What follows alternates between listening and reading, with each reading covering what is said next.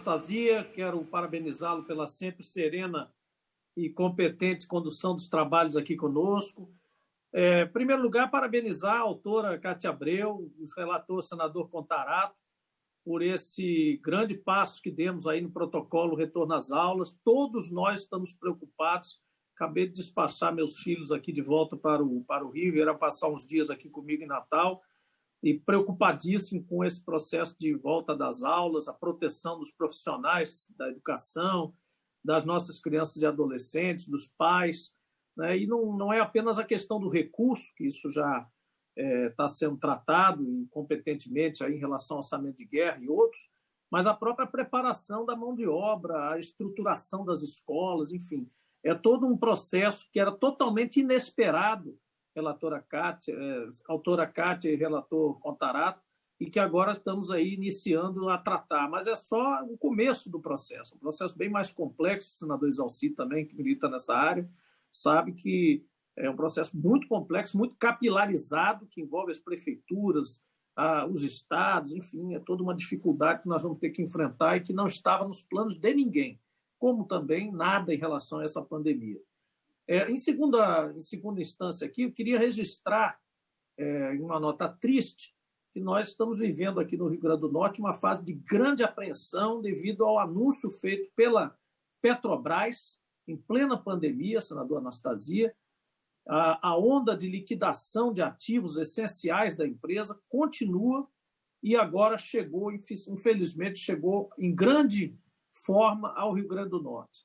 Anunciou-se de uma vez só a venda para um único comprador, né, que não está definido ainda, mas o edital já diz que será um único comprador de todo o conjunto, da refinaria Clara Camarão, em Guamaré, de todo o seu parque de tanques, toda a sua logística de escoamento, dutos, estações de tratamento, terminal marítimo, que é o único ponto de entrada e saída de produtos derivados de petróleo e de petróleo, claros e escuros, no Rio Grande do Norte, 3 unidades de processamento de gás natural, as únicas do Rio Grande do Norte, e os maiores campos de petróleo da Bacia Potiguar, tudo num pacote só.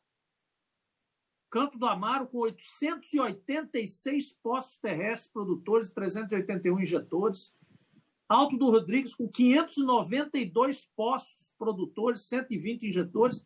E o Barama, que é um campo de mar, com 28 plataformas automatizadas ou fixas. Com 15 segundos. Todas essas instalações de apoio, laboratórios, sedes operacionais, sistemas de dutos, o porto de apoio de offshore de Guamaré, toda a chegada e saída de resíduos, tudo está sendo vendido num pacote só para um comprador apenas.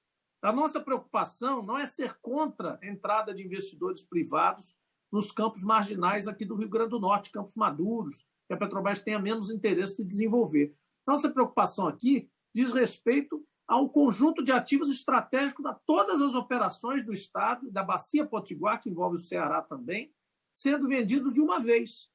E, pasmem, uma venda que encerra essa presença da estatal no Estado, sem absolutamente nenhuma conexão prévia com o governo do Estado, com as cidades, com a sociedade. Agora é que, diante desse fato consumado, praticamente, o governo do Estado, a governadora Fátima e a bancada federal do Rio Grande do Norte vem se envolvendo no processo e pedindo um tempo para se acostumar com a ideia e trabalhar alguns passivos e alguns processos que ainda estão em curso, que ainda seriam resolvidos ao longo do tempo, com a Petrobras, depois de 50 anos atuando no Estado, para que isso seja tratado de forma racional. De qualquer maneira, existe uma capilaridade enorme de serviços na indústria, projeto Tamar, projetos da área ambiental, parques ambientais, patrocínios culturais, esportivos, desenvolvimento local, laboratórios das universidades federais aqui que gravitam em torno da atividade da Petrobras. Tudo isso não se sabe como ficará. E pior, é uma venda realizada em plena pandemia, onde, como eu digo, só os abutres e oportunistas estão rondando ativos de vendedores desesperados. E a Petrobras não é um vendedor desesperado, ela não está quebrada, está alavancada e financiada com base nas reservas do pré-sal, financiamentos super seguros, não há necessidade de fazer vendas apressadas, muito menos de grande patrimônio, como são as refinarias brasileiras, inclusive a refinaria de Betim, do estado do presidente Antônio Anastasia, inclusive a refinaria, a fábrica de asfalto e lubrificante do estado do senador Eduardo Girão, lá no Ceará, e muitas outras refinarias e instalações onde a Petrobras vai parar de existir. Ela não vai existir mais na Amazônia inteira, não vai existir mais no Nordeste inteiro, não vai existir mais na região Sul inteira, não vai existir mais em Minas Gerais e também no Espírito Santo, senador Contarato. Ela vai passar a existir apenas no Rio de Janeiro e em São Paulo. Virará uma Petrosudeste. E isso não é o que nós queremos de uma estatal brasileira que tem como missão manter o abastecimento em crises, em períodos emergenciais, em lugares remotos, difícil acesso ou inviáveis do ponto de vista de escala de mercado.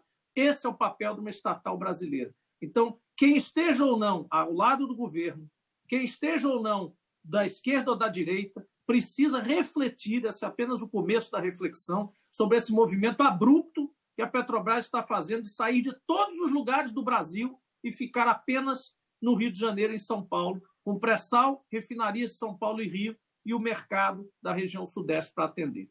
Muito obrigado pelo tempo extra, mas acho que aqui começa uma reflexão que nós precisamos trazer para dentro dessa casa, porque em lugar nenhum está escrito, em lei nenhuma, que o objeto social da Petrobras mudou e passou a ser atender acionista minoritário de Bolsa de Valores. Ele ainda continua escrito lá na lei, que é abastecer o país com o menor custo e o máximo de valor social possível para os brasileiros e brasileiras. Obrigado, presidente.